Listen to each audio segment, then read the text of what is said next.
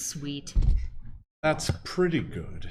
And hey, after this, we're marching you down to the booth. I'm sorry, it's the way this works. We are live right now. Oh, hello, everyone. Hey okay. Hi. It's one of those moments where they're like, oh, by the way, you're live right now.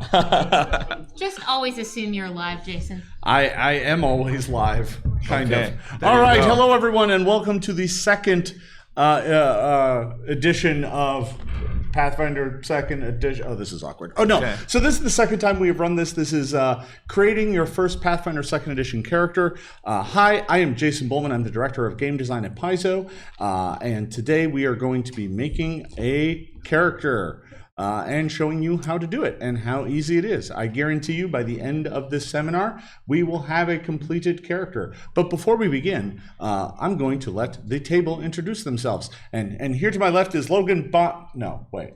No. No, all right. Logan couldn't make it, so you're stuck with me. Oh, great. And you are? I'm Linda Zies Palmer. I am a developer for Organized Play. And I'm Mark Seifter. I'm a designer. That means that along with Jason, Logan, and Steven, we were the 4 leads on the new edition of the game. The 4 horsemen of the... Wait, no. Okay. Wait, which one is which? I think that's pretty easy to figure out. All right. I'm clearly pestilence. What we're going to be doing here today is walking you through the character creation process and showing you just how simple it is. Now, to do this, we're going to be making a character, and I didn't want that character to go to waste, so I had you all roll a die. None of you got a 20, though, because you're all bad gamers. But Skylar got a 19. So we're going to be creating Skylar's first Pathfinder Second Edition character. You get this character at the end, and you get to play it. Last time that went great. Okay, so... before we get too deep into this, I want to talk to everybody about kind of what this process is. The great thing about Pathfinder Second Edition is that we've made character generation a smooth and clean process. We call it the ABCs. You have to pick your ancestry, your background, and your class. And that is the heart of creating a character in Pathfinder Second Edition. That defines your character and really helps shape them. And within each one of those choices, you're going to get a multitude of additional choices that help you further refine your character concept and bring that character to life. But really, ABCs is kind of the big steps. They're the most important pieces. Now, normally, we would start out by creating a character concept. We would sit around, maybe in a group with everyone else, and come up with a character concept. But because this is a live event and that wouldn't be too fun, we're just going to make it up as we go along based on all of your choices. So what's going to happen is whenever we need to make choices, I'm just going to point at someone or you raise your hand. I will call on you and you will make the choice. I'm going to try and make sure nobody gets called on twice, though, so that everyone can help build Skylar's awesome character, whatever that is.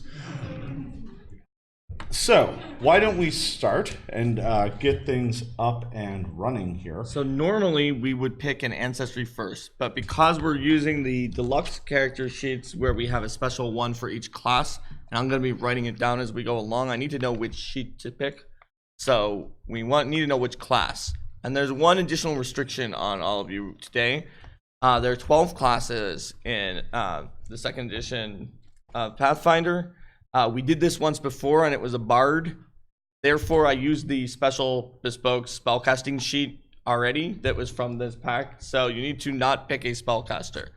So, yeah, basically, don't pick a cleric, druid, sorcerer, or wizard or bard. Yeah, we'll deal with it if it's a champion or something like that. So, who wants to decide what the character is? You were first. Monk. Okay. Congrats, awesome. Skylar. You're going to be playing a monk. All right, so grab the monk character sheet. Now, normally this is a decision we might make a little later, although technically part of your concept can be like, oh, I want to play a dwarf monk or something like that, right? So, or like your concept could be based on pop culture. It's like, I want to be a dwarf who fights like Jackie Chan or something like that. Yeah, sure. Hits people in the face with ladders. It's great. Yep. Okay, so we have the monk character sheet, but let's go back now to step 2. All right, that's actually where I record the starting ability scores, which I've already done. So we can go to step 3 and select an ancestry. All right, so the new version of Pathfinder has 6 ancestries in it. There is dwarf, gnome, elf, halfling, goblin, and human. The human also has half-elf and half-orc in it. So, who wants to pick the ancestry? Right there. Dwarf. Dwarf. Okay. You're playing a dwarf monk. This is gonna go great. All right. So why don't you get us to the dwarf page? Alrighty.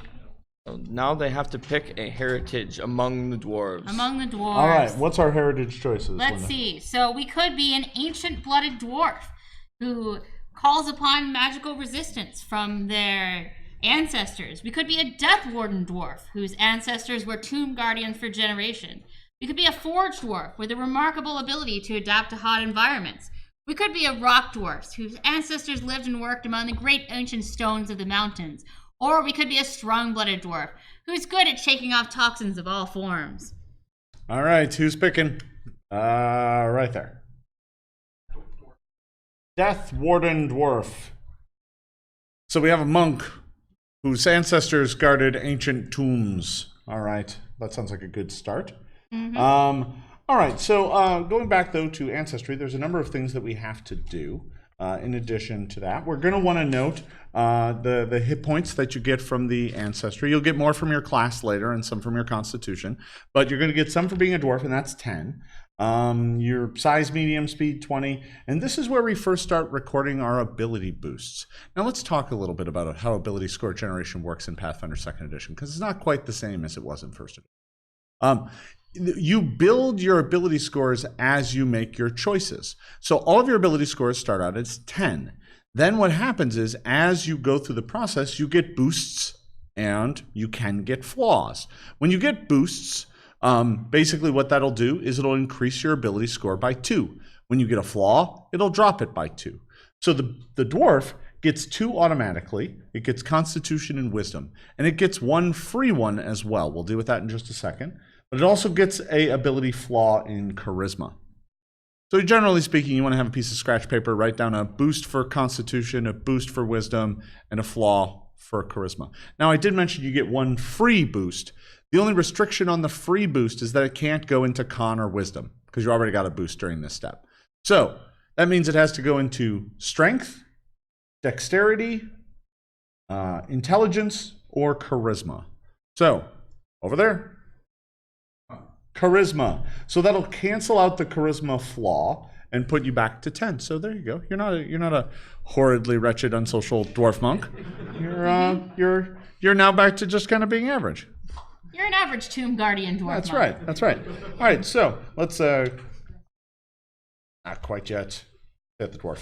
All right, stay at the Yep, we dwarf. still have to pick Yeah. 1 ancestry feat from the 6 dwarven first level ancestry feats. All right. So Linda, why don't you sum up those for us? Sounds good. So, are you a dwarf with dwarven lore who eagerly absorb the old stories and traditions of your ancestors, your gods, and your people, perhaps also their traditions in guardian tombs?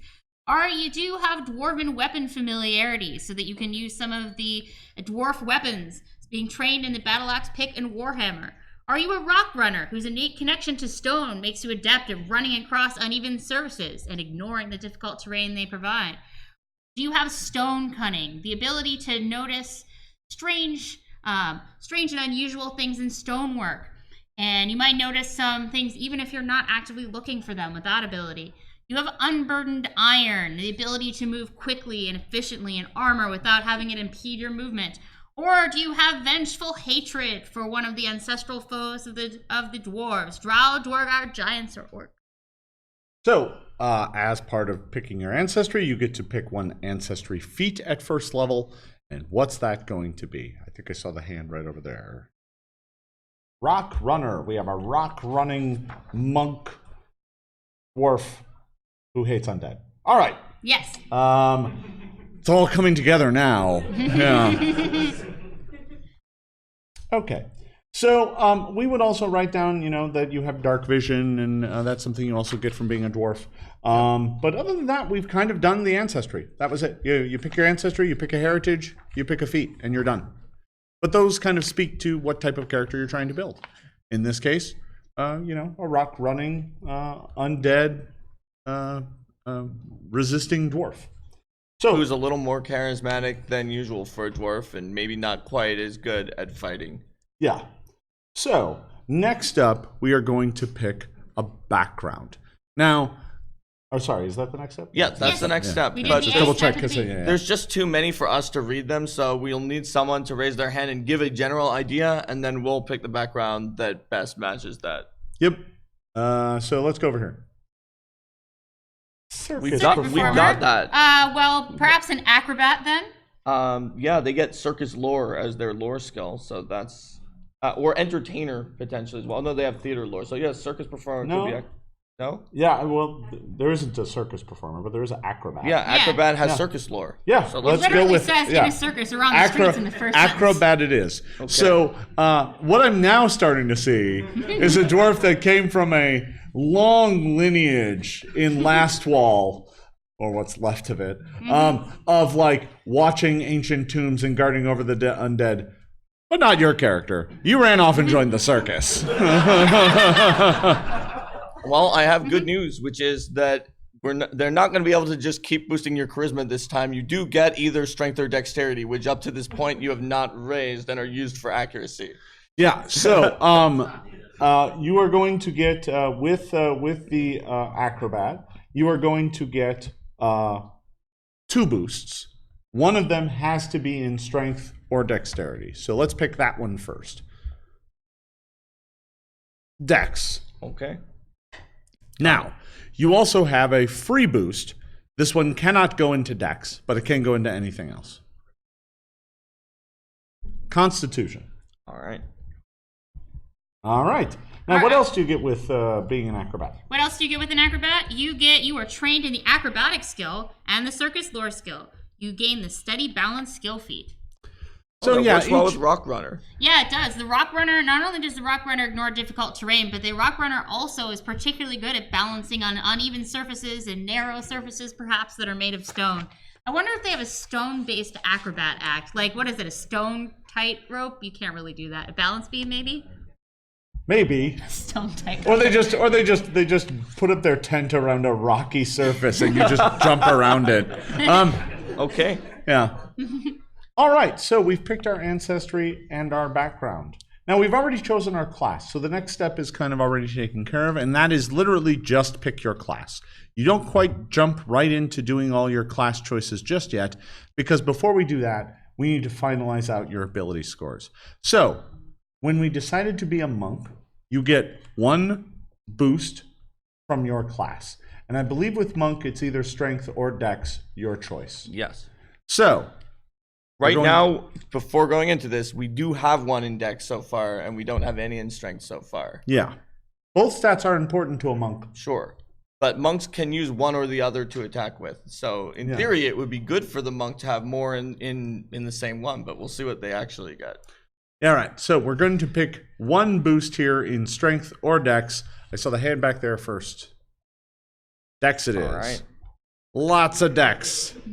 All right, so the final bit that we use to figure out the last piece of the puzzle for your ability scores is to assign 4 more boosts. These are all free, but none of them you can't double up anywhere. So you're going to get 4 more ability boosts. These speak to what your character finally grew up to be, where your aptitudes were and where they aren't. Now, instead of picking 4 ability scores, let's pick the 2 that we're not going to get boosts in, just because it's easier. So there's 2 ability scores that we're not getting boosts in. What are they? I saw a hand over here. We're not getting a boost in charisma, and we are not getting a boost in, right there, intelligence. All right. So we're getting a boost in strength, dex, con, and wisdom. Right. All right. So that allows us to finalize out the ability scores, and they are? They are 12 strength, 16 dexterity, 16 constitution, 10 intelligence, 14 wisdom, and 10 charisma. Awesome. All right, so now we go to the monk, and it's time for us to figure out what the monk all gets. Now, the first thing you're going to do is the front spread of each class. On the right-hand side, in a column, are all of your base proficiencies. These are all of the things that you got proficient in by deciding to become a monk. Now, proficiencies in the new game mean everything. Your proficiency is basically the core piece of bonus that you get to anything that you do. And the way we figure that out is the same no matter what we're talking about. So proficiency comes in 5 grades. There's untrained, which means you're terrible at it, you have no training at it, and you're not good at it. Your bonus for that is 0. There is trained. Your bonus for that, it means you have basic competency. Your bonus for that is your level plus 2. So at first level, that's going to be a 3. Then there is expert, level plus 4. Master, level plus 6. And legend, level plus 8. Now, first level characters aren't legendary in anything, except for maybe dying. Do they get a bonus in dying? Let's say yes. First level monks sure are expert in a lot of things. That is and true. It's filled in for me on this sheet here. There's a lot. Yeah, so the sheets already, if you're using the sheets from the character folio, we pre-filled in your first level choices to make character generation really easy. But just so that you all understand what they are, let's go ahead and go through them. A monk is trained in perception, is expert at all 3 saving throws, fortitude, reflex, and will. They are trained in simple weapons. They are trained in unarmed attack. They are untrained in all armor, but they are an expert at unarmored defense.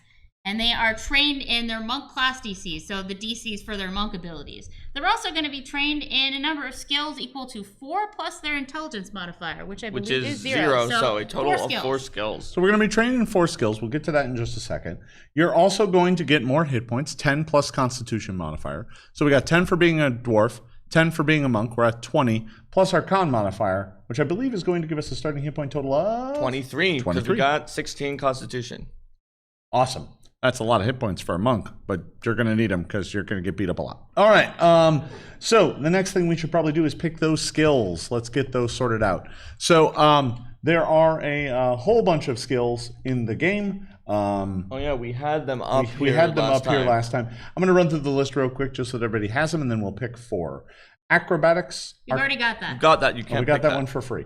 Arcana, athletics, crafting, deception, diplomacy, intimidation, a wide variety of lores, medicine, nature, occultism, performance, religion, society, stealth, survival, and thievery. We're getting 4 of those. So, first hand, right there. Intimidation. Doesn't have a lot of con, but still kind of scary. Or charisma. It's not a penalty, at least. Yeah, right there. Occultism. You learn weird stuff at the circus. That is true. Performance while you were in a circus. So, I mean, this is all playing out well. And we're going to only get 1 more, and it is going to be thievery. Once again, circus. All right. Notable absence, religion, the skill used to know about undead from your ancestors who... Yeah, you didn't take up any on that. Yeah, and I'm assuming... I'm assuming that performance is like, scary knife tricks. That's what... All right, so we've picked all your skills. Those are all trained. And we'll be doing some math and figuring out what the actual bonuses are here in just a bit. But I got them already. They're all either 6 or 3. Yeah. Well, they're going to be 5 or 3. Why? Well, sorry, none of them are master. Sorry, yeah, I thought you were sorry, referring to 3 dexterity and 3 proficiency for acrobatics and thievery. The others, they picked all intelligence and charisma skills, which are the 2s that are at 10. So they have only a total of +3. You were thinking proficiency when I said 3. No, that's the total modifier because they bought into no wisdom skills. Well, the character with well, we know +0. we're rapidly figuring out why you left the circus. You joined it and then were kicked out. All right. All right. So the next thing, looking into the monk, we're going to get a number of abilities. So why don't we flip back to flip back right there? They got a lot of abilities. And let's talk about that first one there. Talk about Flurry of Blows. So Flurry of Blows is your fast punch, as you've seen in First Edition, where it takes you only 1 action to make 2 strikes against your opponents. Yeah. So that is a super cool ability. That's kind of like one of the signature abilities for the monk that they get at first level. You get a number of other abilities as well. You get your initial proficiencies, and you also get Powerful Fist. This makes your fists deadly weapons that deal a d6, and you don't take the kind of standard penalties that other people do when they attack with their fists. So basically, it just makes your hands lethal weapons. So, I mean, after you left the circus, you were probably taken in by some wandering monk who saw promise in your circus abilities, but you probably lacked discipline, and they needed to train you properly. So the next thing we're going to do is we get 1 monk feat. There's 8 possibilities. Yeah, there's a lot of starting possibilities for monks. But many of these will really start to dictate where your character goes in the future. But the great part is those choices aren't fully set. You can decide later to take a different path if you want. However, you only get 1 at first level. So why don't we sum up what those are? All right. Well, we have quite a few here that are different stances that you can take. Do you want to talk about what a stance is? Sure. So the stances are, you spend an action to enter the stance, and once you're in the stance, you get a set number of bonuses. And the stances are all themed in different ways. It's kind of like being in a, it's kind of like a martial arts philosophy. Right, if you think about like, oh, he's doing drunken style versus whatever. All of those stances come together to make our kind of the list of choices that you have. There are actually a fair number of them at first level. There are 5 out of 8. 5 of the 8. 2 key spells, and then monastic weaponry if you use weapons. However, 2 of those 5 stances, dragon stance and mountain stance, are entirely strength-based. So I want to give Skylar a mulligan and not allow anybody to pick those 2 because you kind of build a dexterity-based monk. That still leaves 3 possible... We've chosen this for you. You're just terrible. It's fine. Enjoy your first character. You're bad. We still have 3 possible stances to take. The crane stance, which is defensive. The tiger stance, which is all about bleed damage and taking long striding steps. The wolf stance, which is about flanking your enemies to do more damage. Plus monastic weaponry, where you use monk weapons instead of your fists. Key rush, where you use the power of key to like move twice in a single action, because you can already punch twice, so why not that? And key strike, where you boost up one of your flurry of blows so that both of the punches are more powerful. So those are the choices. So, and interestingly enough, all the stances also give you special types of attack as well. Like, the tiger stance gives you tiger claw. Crane stance gives you crane wing. Anybody remember that from first edition? Anyway, yeah. Well, in fact, the special attacks of dragon and mountain are not finessable, and they can't use dexterity. That's actually the reason why. I said no, that's why you don't want those, because you would be absolutely terrible at them. All right, so we get to pick a feat. This is super important. Yeah, Skylar, by the way, you don't get any choices. Back there. Wolf stance. That's a great choice. Enter the stance of a wolf. Low to the ground with your hands held out like fang teeth. All right. Nice. So that gives you the wolf jaws attack. The wolf jaw attack, which is it does a D8 piercing. It is in the brawling group. It is agile, backstabber, finesse, non-lethal, and unarmed. It's honestly one of the most powerful agile attacks in the game. Yeah, it's really good. So what does this backstabber mean? Backstabber means that when you're flanking someone, or is it when they're flat-footed? When they're flat-footed. When they're flat-footed, you deal an extra 1 point of damage? At this level, yes, but it eventually goes up to 2. It eventually goes up to 2, yeah. So you get a little extra damage whenever you're flanking anybody. It's like a smaller version of sneak attack that you get on some weapons, just because that's how they work. So, we've picked your feat. We're almost done. And I do really mean that. We're nearly done creating this character. All of those initial proficiency choices are being filled in now. I can see Mark working on those real quick. So at this point in time, we now know what your saving throws are, because we learned that you were an expert in all saves. So your base on those is 5 plus whatever ability modifier you get. That's it for those. For the skills, once again, all the things you're trained in, you get a 3, and then we add your ability modifier, so they're all either 6 or 3. For your attacks, much the same way. You're trained in these attacks. They'll be at your level +2, so that's 3. Plus, because it's an agile weapon, a finessable weapon. Your claw is your wolf fang, wolf claw, Wolf jaw. wolf jaw. Your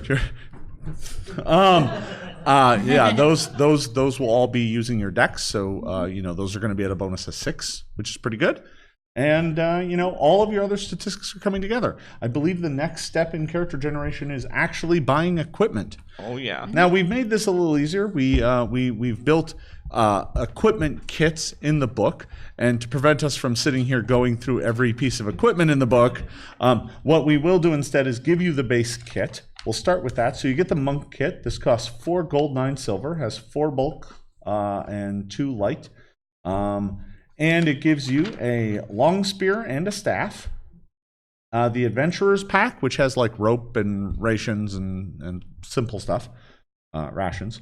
A climbing kit, a grappling hook, and a lesser smoke stick, so that you can like get out of there, ninja smoke. But you do still have 10 gold and 2 silver left over. So let's buy 4 more pieces of equipment for our monk. Now, you are already at 4 bulk, and strength stayed is 12. Yes. So they you got can a little hold bit of space. onto a total of 5 bulk and 9 light. Now, if you'd had that unburdened iron feature from earlier on the dwarf, you could actually just over encumber yourself and not worry about it as much. But you don't. But you don't. So I'm going to go around and let's buy 4 more pieces of equipment for this character. Oh, and to keep in mind, the skills that the character has are acrobatics, intimidation, circus lore, occultism, performance, and thievery. So there's some interesting choices in there. Oh, yes. Thieves' tools. Excellent. We can certainly afford those. You got where I was going. Okay. So the Thieves' Tools is 3 of the remaining 10 gold, 2 silver. These tools is also super lightweight. Yeah, has a bulk of light, so we're still in good shape there. That's one thing. Obviously, you would need Thieves' Tools. You're trained in thievery. A disguise kit. Yes, we can pick that up as well. That is 2 gold pieces. Also has bulk of light. So see, they're helping you out. Yeah. They're helping you out. A healer's kit. Healer's tools. All right. That's 5 gold pieces, and that has a bulk of 1. Okay, we're still okay. We're still okay, but we're now nearly out of money. Although we don't actually have medicine, but we do have a healer's kit just in case. Yeah, yeah. There's for other people to use on you when you've been knocked out. There's some things you can do untrained. And the character is just as good at untrained medicine as she is at like half her skills because her oh no, not quite 14 wisdom. It's close. All right, so we only get one more thing, and this thing I believe has to be kind of cheap because I think we've spent 10 of the gold. Well, you just spent 5, 2, and 1, right? Oh, okay, so you have, we have 2 gold, 2 silver left. And so one more item. Yep. Oh no, you spent 3. Right there. You. Yep. Yeah. A cowbell. Cowbell. Okay. You actually had spent 10. You were right, Jason. So you only have 2 silver, but a cowbell can probably fit. Let's see. We'll cowbell, call that a handheld musical instrument. Yep. Can you afford but that? It's 8 silver pieces. You don't quite have enough. No. We'll make an exception here because it's not even a big enough musical instrument. It's way too small for that, right? Okay. I mean that's also 1 bulk. There's no way a bell is 1 bulk. So what is this? A rusty cowbell? We'll just say a rusty cowbell, and we'll put it in there, and we'll say it's light bulk. Yep. And that it's not the greatest. Yeah, no, it's terrible. I'll put a parentheses, not the greatest. Was this rusty cowbell part of the old circus act, or is this a new acquisition? No, I'm assuming it was part of the monk master who trained you's like training regiment. He would like hit the bell and then you would have to perform the right way. And if you didn't, he'd probably beat you with a stick. And now you have I'm picturing also very long. There's always very long mustache. So you have no money because we're saying that cost the last few silver. Yes, you are entirely destitute at the start of play. And you have let's see, we started off with 4 bulk and 2 light. We picked up to 5 bulk and 3, 4, 5 light. All right. That's sweet. So that's kind of it. We actually have just filled out most of the character. There's a few last-minute details. We're now beyond the point where we need to, pick gear or anything like that. All of the main character choices. The last-minute details. Yeah, that's what I was getting to. We have a few here. Alignment. Alignment, not evil. We're not doing evil. Over here. Chaotic neutral. Of course, you just said just like yesterday. Yeah, and I should note that the monk no longer has any sort of alignment restriction. So we that's removed fine. that, so no worries there. Deity. Galarian deity. Which one are we going with? I would call on someone, but that's kind of perfect. So Caden it is. Character name. Last but not least, character name. Tumbles. So Yes. The character is now ready for play, except just like last time, why don't we take 2 more quick steps so that you're also ready for Pathfinder Society if you want to go to the Sagamore and play there? Because there's only a little bit you have to do. Linda, can you talk about those last 2 decisions? Yeah, sounds good. So within the Pathfinder Society, there are 6 different factions that you can choose to have your character champion. And you're not locked into this choice. You can shift this around as you like, but this sort of depends upon what is it that brought your character to the Pathfinder Society in the first place. So if you pick the Horizon Hunters, that means that perhaps you are someone who likes exploring and adventuring and making a big name for yourself. If you like protecting and defending things and keeping them safe, which perhaps it was more what your ancestors did, then you might be more interested in the Vigilant Seal. Perhaps you're someone who likes looking out for your fellow Pathfinders and making sure that they're taken care of, that they have the resources that they need, and recruiting new people. That would be the Envoys Alliance. Perhaps you're someone who is, those are our first of our 3 factions for the, 3 of our 4 factions for the major factions. Perhaps you are someone who likes to make sure that all of the history is properly recorded and to learn from the lessons of the past and to help train up your new Pathfinders. That would be the Grand Archive faction. We also have 2 smaller factions.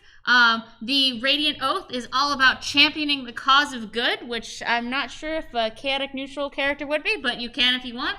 And we also have the Verdant Wheel, which is the nature faction, all about the cycles of life, birth, death, creation, and destruction, however you want to interpret those. So which of those 6 factions might we start off with a free boon that lets us earn our reputation with that faction? Yeah? Grand Archives it is. All right. And now for the last choice. And now for the last choice. When we came up, this is going to determine what kinds of free stuff we get at the start of each adventure, or is going to give us some extra downtime to do more things between adventures. So are we somebody who went up through the Society's standard training program? If we are, then we could focus in martial attacks with the swords. We could focus in magic with the spells, or we could focus on lore and knowledge with the scrolls.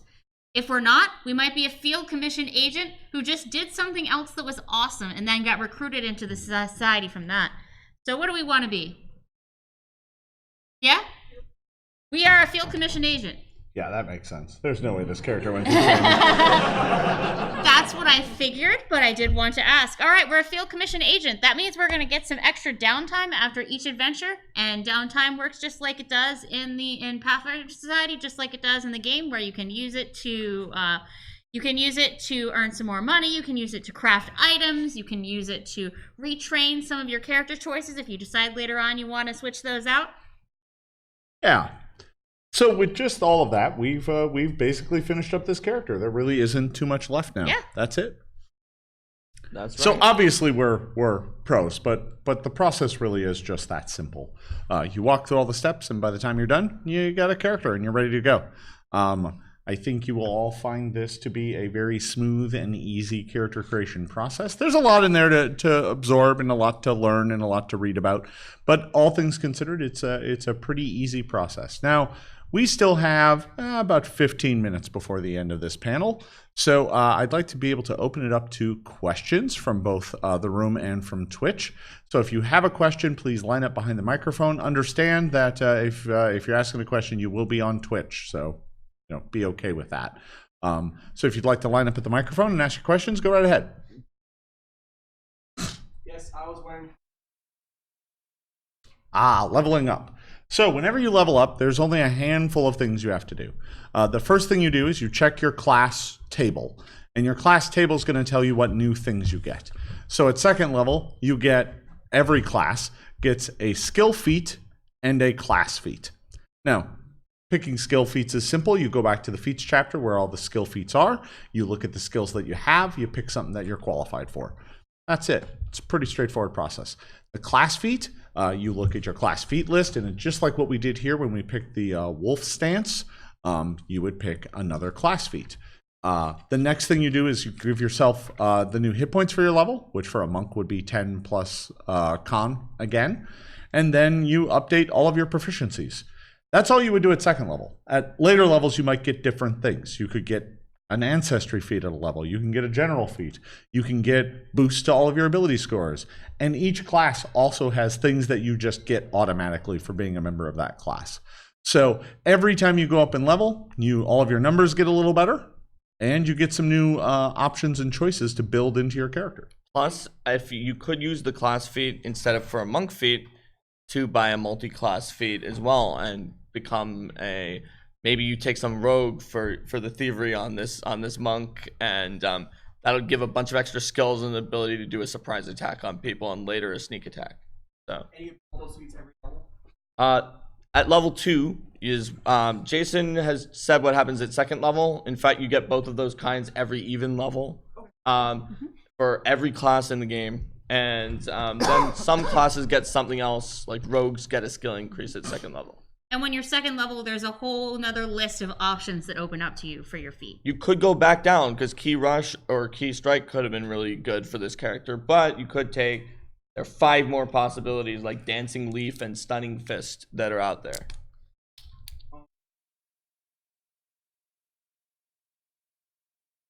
The only restriction on archetypes, other than any prerequisites they might have, which is true for any feat, is that once you have entered an archetype or a multi-class, the first feat for it is called a dedication. Once you've done that, you need to take at least 2 more feats from that archetype or multi-class before you enter another archetype. Now, you may never plan on entering another archetype. You could stop there and just never do any archetypes again, go back to your class. That's fine. You don't have to take 3, but if you want to go to, if you're the monk and you want to be monk rogue, and then you want to also be fighter, and then you want to also be wizard, you have to stay a little while into each one before you go off into the other one. That's not an exaggeration. In our home campaign, we have a sorcerer multi-classed into redeemer multi-class and bard and now monk. So you can totally 14, do that. Level 14 character, but yeah, you got a lot of spend a lot of your feats to get there, but you can make it happen. But if you want to. Do we have any from Twitch? Oh, all right. All right. Do we have any other questions?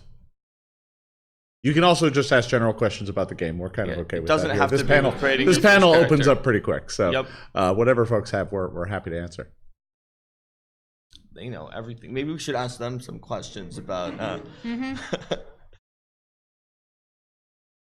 Can we have some distinction between like how something would be called like flat-footed versus like what flanking is? So flanking makes something. If something is flanked, that means there's a creature on either side of them. They gain the flat-footed condition.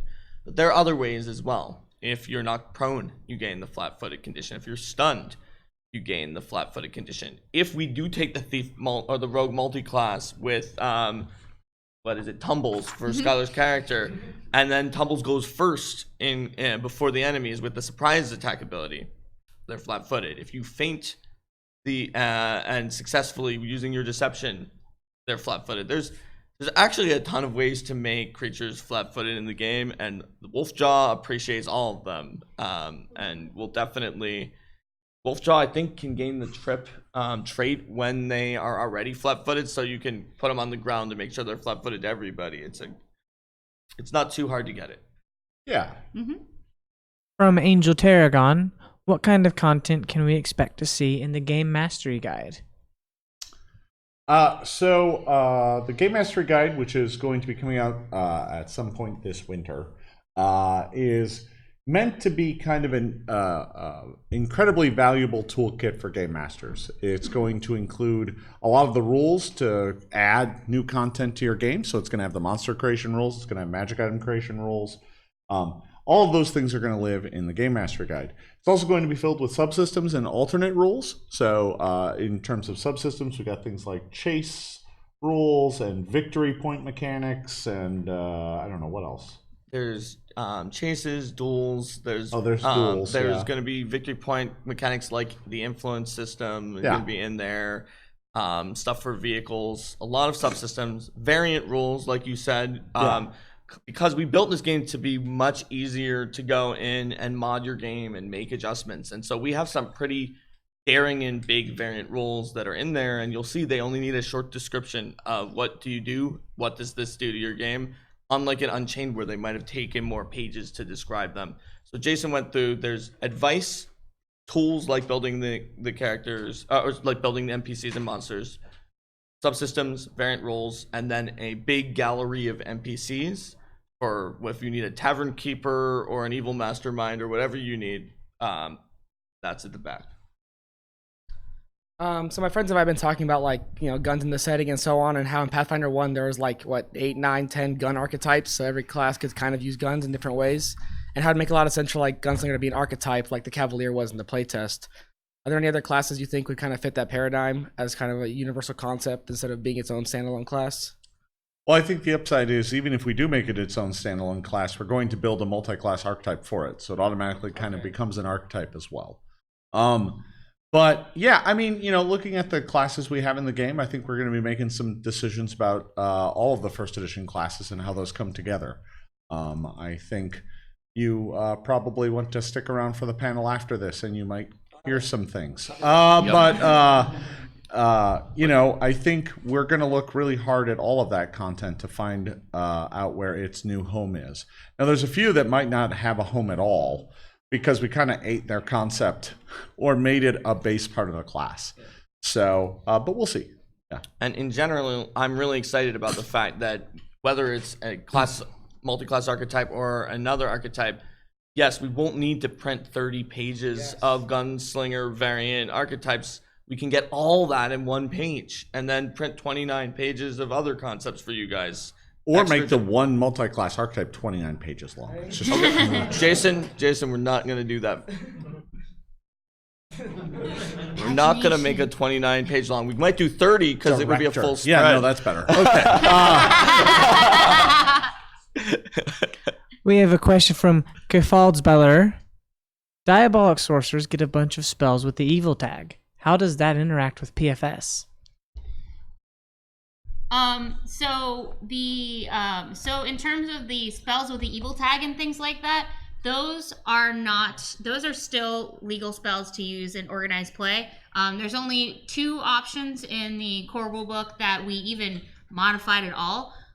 There's the connection skill feat, which is not available for organized play because it's a little bit GM discretion-y to say, oh, you have a contact in this area. And there's also the experienced smuggler skill feat where we just gave a little more guidance for what happens, what does it mean to earn more money with the underworld lore. But much like in how in first edition we didn't jump into that in terms of saying, oh, well, this is an evil spell and then we have to worry about with the character. It's more down to how are you using the spell as well, because Pathfinder Society has the infamy system where if your character is behaving in an evil manner, then perhaps that reputation is going to follow them. and possibly cause them hindrance in the future. Just don't multi-class into champion because you are violating the anathema every time. But it's not like you're going to become evil suddenly from casting one evil spell. Well, you have to remember that those traits on those spells are there to help define how that spell interacts with other things. It's not meant to be an all-encompassing, every aspect of this is this thing. So I'm fairly new to Pathfinder. I was just kind of wondering, is there some sort of like if a paladin does something evil, do they become like fallen, or do their like stats change or anything like that? So we tried to make the system look true to the story of the champion class, which includes paladin, but also more flexible so you don't get stuck in a no-win situation between two of the tenets of your code. So what we did is all of the 3 good champions have the following tenets of good. And you have tenets, they're in order. If you need to violate a lower tenet for a higher tenet, you can. So the first tenet is you must never perform acts anathema to your deity or willingly commit an evil act, such as murder, torture, or the casting of an evil spell, which is why I said don't multi-class champion if you've got a bunch of evil spells. Second tenet, you must never knowingly harm an innocent or allow immediate harm to one through an action when you know you could reasonably prevent it. The tenet doesn't force you to take action against possible harm to innocents at an indefinite time in the future or to sacrifice your life to protect them. And then each of the Paladin, the Redeemer, and the Liberator add more to the end of that. So things that you might be familiar with from other games about Paladins, such as you must act with honor, never take advantage of others, lie or cheat, and you must respect the lawful authority of legitimate leadership wherever you go and follow its laws, are added on for the Paladin, and they're added on at the end. Okay. What that means is if you go to a place where the law is you have to murder everybody you see and I don't know, like do a bunch of other evil acts, you don't immediately suddenly lose, because you can ignore that respecting the laws, and because that would force you to harm an innocent. How is there even a place that has a law that you have to murder everyone you see that even exists as a place? Maybe Murder Town. Maybe it's murder all living creatures and it's a country of undead. That is surprisingly reasonable answer to my troll question. 2 characters enter, 1 character leaves. All right. But I think his question was actually what happens if you violate your anathema. Oh, so if you violate your anathema, then you are going to lose a bunch of your stuff. You lose your focus pull, which is what you use to cast your lay on hands. And you lose your divine ally, which is the special spirit that is with you that buffs your sword, your shield, or your steed, until you demonstrate your repentance by conducting an atone ritual. You keep all other abilities that don't require any of those 3 things, which is actually... You do keep a surprising amount, including some magical abilities, but you lose 3 really useful pieces of your class. Well, and we're still like, you get class features later that key into that like blade ally or steed ally, so you would lose those as well. Because they require them. And it's possible if you fall from the paladin cause by not being lawful enough, but your deity allows redeemers, that you could actually atone into being a redeemer and just change over and be like, well, I'm not lawful enough to do that acting with honor thing, but I could totally do, I must try to redeem others first and show compassion for others. How would you build a kineticist with the current available options? Well, Jason, did that ever get up, the conversion guide? It's still not up. It's still not up. So or at least I couldn't find it. I mean, the easiest way is an elemental sorcerer with the current options, because it's the elemental bloodline once per fight. Essentially, if you refocus afterwards, can start throwing out some elemental blast. They get a bunch of other spells. They've got primal magic. They even can do some healing like some of the kineticists could do. So if you just want to do it out of the core, an elemental sorcerer is a really good choice. Yeah, you can keep a lot of the same character concept, even if the mechanics aren't quite what you had before. But yeah, you'll find that with all the conversions that, if it's of a class that doesn't exist yet in the new version of the game, we tried to give you some advice about how you can get as close to it conceptually as possible, even if mechanically you can't quite get there yet. So that conversion guide should be going up here very soon. Anytime now. Yeah. All right. And I see with that we're at about time. I want to make sure that the room gets a chance to clear for the next seminar to come in here. So I want to thank you all for coming. I hope that you make many, many Pathfinder 2 characters in the coming weeks and months and enjoy the game. Thank you, everybody, and have a great Gen Con. Bye, Twitch. Bye. All right, let's all sign.